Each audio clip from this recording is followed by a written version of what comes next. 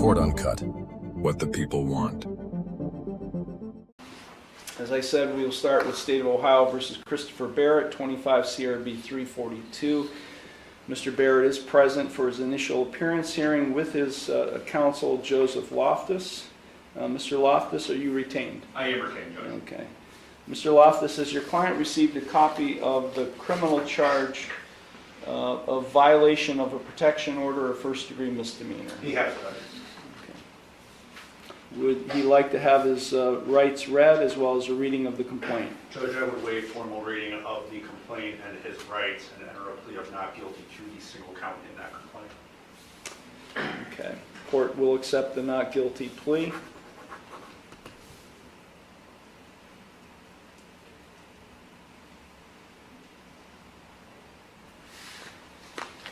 The Law Director's Office has submitted a written bond recommendation. Of course, this charge was filed on October 28th, involving an alleged incident on October 22nd. The Law Director's Office is asking for a bond in the amount of $10,000, cash surety 10%. The summary of facts or allegations contained in the bond recommendation are that the defendant went to the victim's place of employment, the victim or alleged victim being Alexandria Orlando, at Circle K. Victim hid for 20 minutes in the back. The order is an anti-stalking protection order that is out of the Ashtabula County Common Pleas Court, issued first on March 18th, 2024 for a 5-year period. And the bond is requesting that there be no contact condition with Alexandria Orlando. Mr. Loftus, would you like to be heard on bond? I would, Judge. As a little bit of brief context, I am now representing Mr. Barrett, recently involved in the juvenile custody portion of this case, and that's where a lot of this kind of stems from.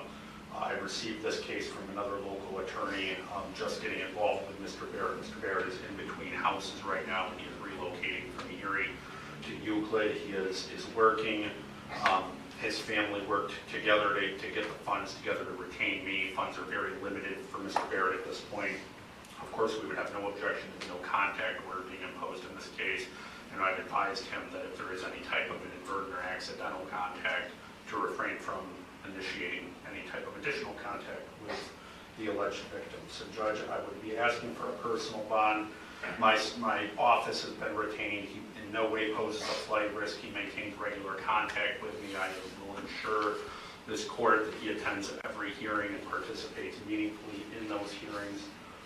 So I would be asking, based on the limited funds and the fact that he has appeared today with retained counsel, demonstrating his accountability and acknowledgement of the responsibility that he needs to take in this hearing, that a personal bond would not be inappropriate or otherwise demean the seriousness of this offense.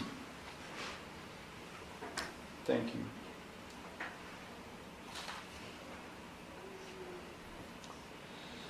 I'm just looking at his criminal history.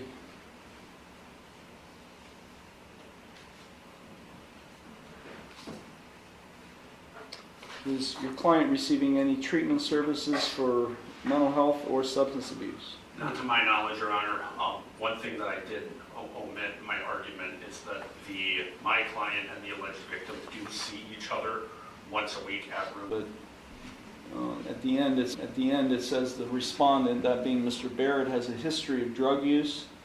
In January 2024, the respondent started using again. His drug of choice was heroin, but he started using cocaine in January. There have been a couple incidents of domestic violence beginning in November 2023. When's the last time you've been through any kind of substance abuse or mental health treatment, Mr. Barrett? Last time I was up here, I went through a company through my work, which I worked for Plasticos. I did behavioral health there. I also did 18 months inpatient in Florida for substance abuse. So when's the last time you've received any treatment? Well, I haven't been able to really find a place to accept my insurance because I can't seem to get a job here because of the protection order of all the violations.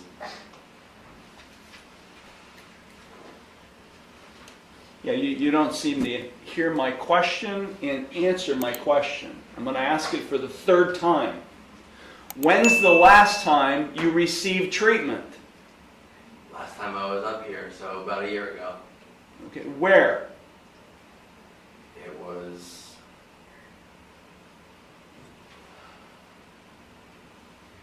through a company in Pennsylvania, through my work that I worked with. I don't remember the name of it. Was it substance abuse or mental health? Both. And then I was going to a psychiatrist. When I got diagnosed with manic bipolar disorder and the antidepressant medication. Are you being treated for that? No, not yet. I haven't been for a little while. You have those diagnoses and you're not being treated for Because that? I haven't had the money to get the medication.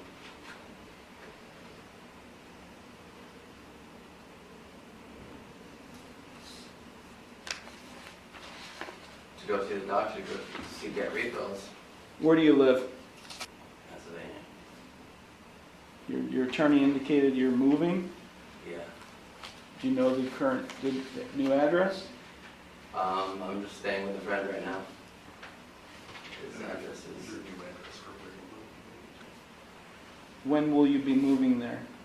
by December 9th.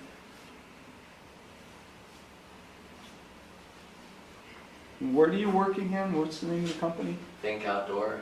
Think Outdoor? Mm-hmm. What is that? It's a tree and snow removal service. How long have you worked there? Last couple months. Since I've been trying to move back and forth from Erie to Pennsylvania, or from Erie to Ohio. It's a lot by myself.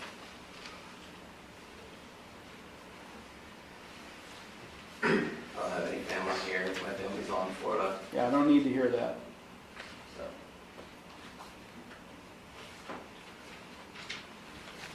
Look, Mr. Barrett, you're in my court now. And when I order you to have no contact with someone, that means you stay away from her. You don't go anywhere near her. You don't have any communication with her. There's already an order in place. Look at me.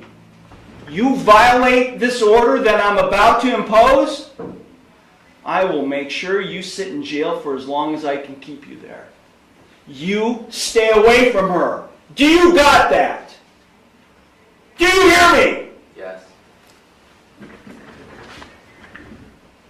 Because if it wasn't for Mr. Loftus' presence, I would have you taken into custody right now.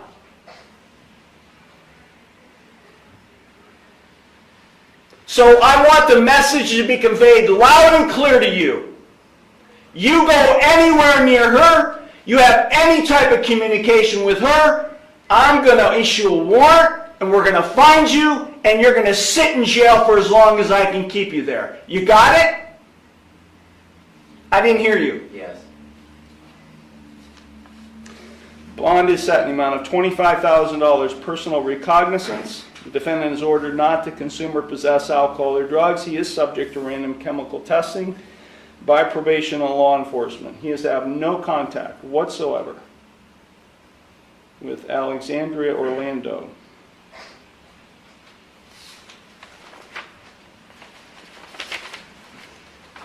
And I will go so far as to also say, looking at the protection order,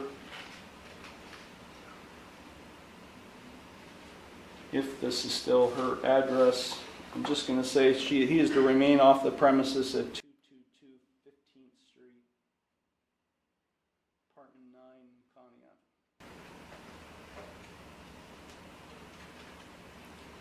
Mr. Loftus, sounds like your client needs treatment. With those diagnoses, I'm not going to order it, but he needs to get these issues addressed. And Judge, that is a discussion that Mr. Barrett and I have had briefly as far as this case goes and being in tandem with the custody case. That is something that we will be exploring. Thank you. Okay, we will go ahead and schedule a pretrial conference based on Mr. Loftus' availability. That will be scheduled at the clerk's window.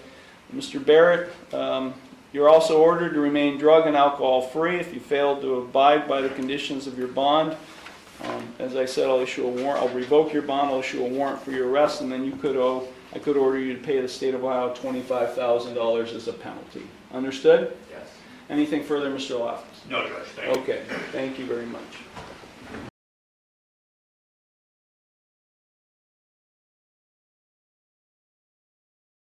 Thanks for watching. Make sure to hit that like and subscribe button for more crazy court hearings like this one.